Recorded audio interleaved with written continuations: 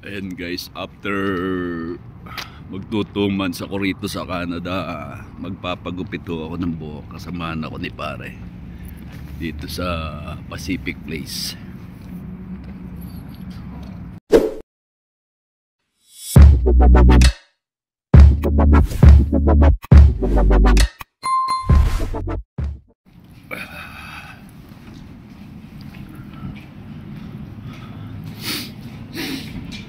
Pagupit ko tayo ng buhok ito.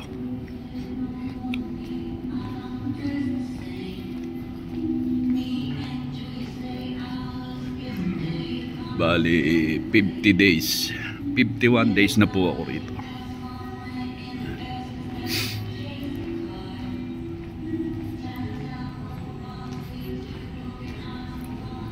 And dito yung ano, ito yung barbershop. Ayan po yung manggugupit daw. Tayo natin yung ano, may customer pa pala. Pero naka-schedule kami ng 8 ng umaga. Sama ko si pare at siya nakakaalam dito. Ano guys, mamaya na lang pag gano'n. Ayan guys, malapit na siyang mayari. Mukhang susunod na kami rito sa barbershop. Tagal ding mayari, pulidong pulido guys. So, talagang pinapapogi yung customer.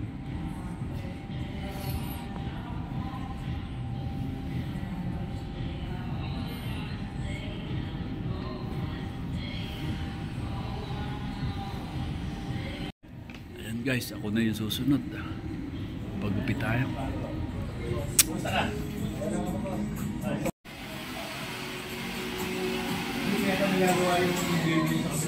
Nag-ground breaking niya eh. Ha? Nag-ground breaking niya. Ano ba? Pumunta siya dito kahapon eh. Sabi niya,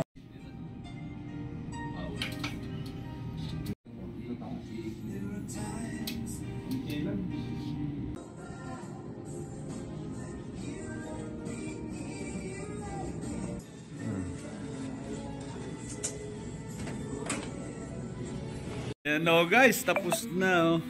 Ganda ng pagkakagupit, talaga pulidong pulido. Pare naman.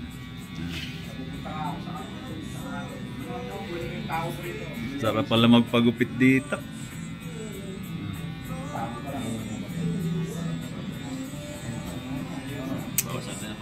Ayan o yun ang gupit.